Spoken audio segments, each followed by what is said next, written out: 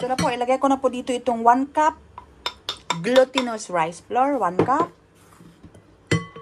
1/2 cup cornstarch. Cornstarch 1 cup. At saka ito po, 1 cup puree kalabasa. Smash kalabasa. Maglagay po ako ng salt. Maglagay lang po ako ng asin. 1/2 teaspoon salt. Yan, kinamay-kamay ko na po para mas madali. Napakadali lang po nito. Para akong gumawa ng palitaw, yung ginawa ko. Kailan ba yun? Kalimutan ko na. Ganito din po yung style niya. Pero kamuti yata yun ha. Basta ito na po siya.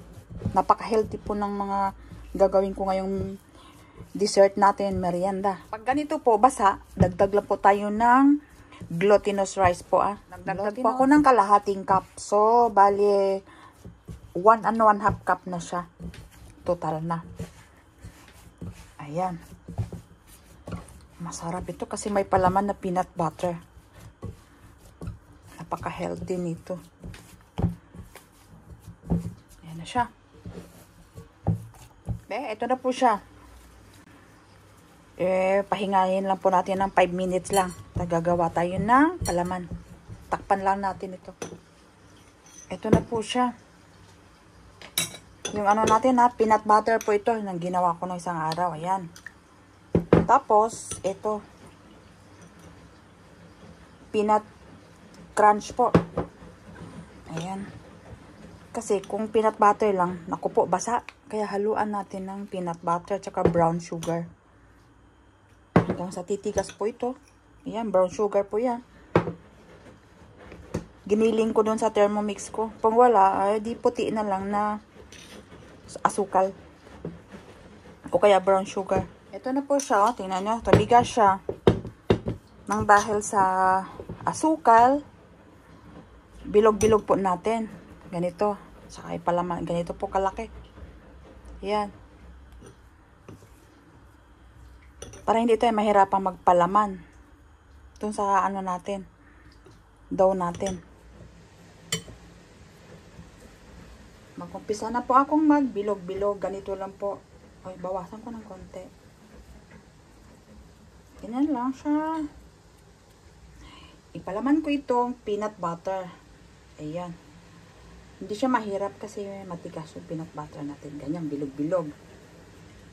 May design po akong gagawin. Form na kalabasa. Ayan siya ha. Pakita ko lang sa inyo.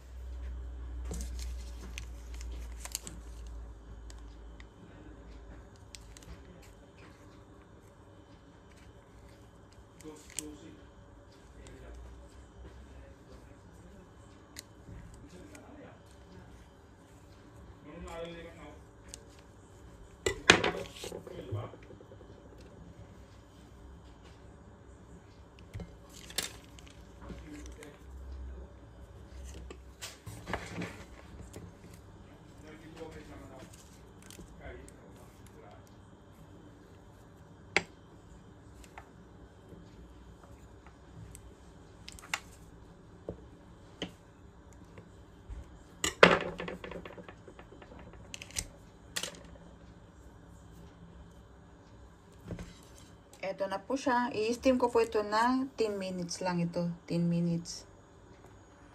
Ito po, i-steam ko lang ito siya ng 10 minutes po. 10 minutes lang steam natin. Ayan na po. Luto na. May 10 minutes na po yan ha. Yan. I-off ko na po itong ano. Kalan na po. Tikman na po natin ito. Ito na po siya ha.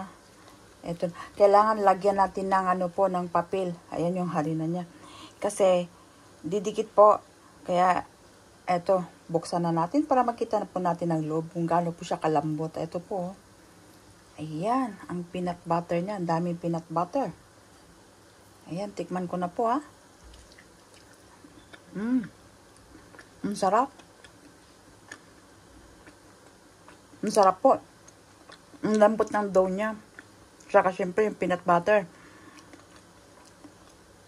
At sana po nagustuhan nyo ang recipe ko ngayon na kalabasa steam glutinous rice cake na may palaman na peanut butter. Kaya sana po nagustuhan nyo ang recipe ko ngayon. God bless po sa ating lahat. Enjoy cooking lang po tayo. Bye!